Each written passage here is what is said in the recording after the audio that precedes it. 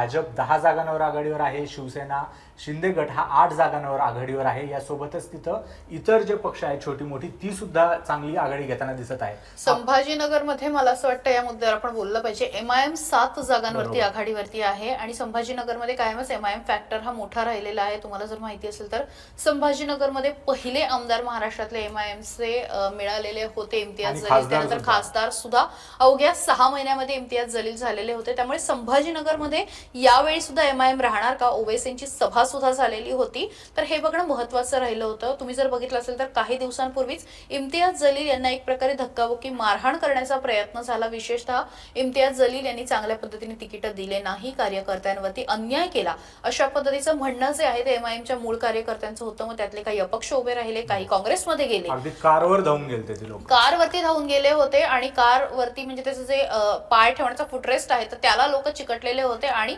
खिडकीमधून हात टाकून म्हणजे MIMचे इम्तियाज जलील यांना मारण्याचा प्रयत्न झाला होता, त्यांना एक प्रकारे दटवण्याचा प्रयत्न झाला होता। अत्यंत गंभीर होतं ते सगळं। मला वाटतं ओवैसींची दुसऱ्या दिवशी की त्याच दिवशी संध्याकाळी सभा होती आणि सगळं हे फार गंभीर होतं। त्यामुळे MIM परत राहणार का, MIM मध्ये फूट पडल्याची चर्चा होती आणि लोक नेमकं काय करणार हे बघणं महत्त्वाचं होतं। पण आत्ताच्या घडीला 7 जागांवरती MIM पुढे आहे। असं म्हटलं जातं की 30-32 जागा मागच्या वेळेस MIM कडे होत्या, त्यामुळे तो आकडा राखणार का आणि जर तो राखला तर ते मत कोणाच्या पारड्यामध्ये जाणार, त्याचा फायदा कोणाला होणार हे छत्रपती संभाजीनगरमध्ये बघणं अत्यंत महत्त्वाचं आहे। छत्रपती संभाजीनगरमध्ये अजून एक गोष्ट होती ती म्हणजे छत्रपती संभाजीनगर आधीपासूनच शिवसेनेचा बालेकिल्ला होता आणि सध्याचे जर का तुम्ही आकडे बघितले तर ठाकरे सेनेला तिथं 8 जागा आहेत, म्हणजे बीजेपीला 10, ठाकरे सेनेला 8 आणि शिंदे सेनेला 8 आणि ठाकरे सेनेला 4 जागा आहे।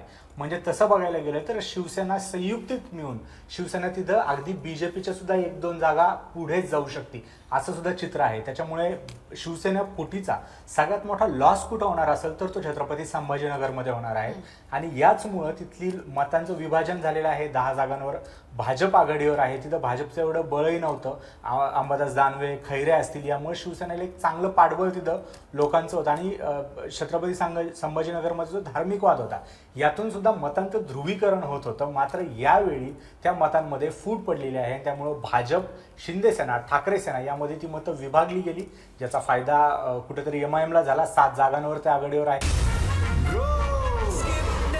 सपने स्किप नहीं, सिप करो। सिंपली विजिट kotakmf.com/MrSIP और सीखो SIP के साथ क्या। स्वतःचा महापौर बसवायला जसं अवघड जाईल तसंच विजय सुद्धा इतका सुद्धा क्लिअर विक्ट्री आपल्याला तिथं बघायला मिळू शकत नाही, कारण की तिथं प्रत्येक पक्ष हा इंडिपेंडेंटली लढतोय आणि प्रत्येक पक्षामध्ये राडाही झाला होता। मुख्यतः बीजेपीमध्ये जो काही राडा झाला होता आणि बंडखोर काही लोक झाली होती, लोकांना चक्रा येऊन पडल्या उमेदवारांना, तरी सुद्धा त्यांना तिकीट मिळत नव्हतं।